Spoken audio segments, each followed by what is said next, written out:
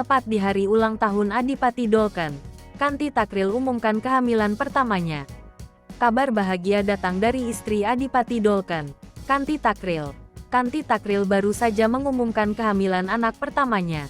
Kanti Takril mengunggah kabar bahagia itu melalui akun Instagram pribadinya, yang bertepatan dengan ulang tahun ke-31 sang suami, Adipati Dolken pada Jumat tanggal 19 Agustus tahun 2022.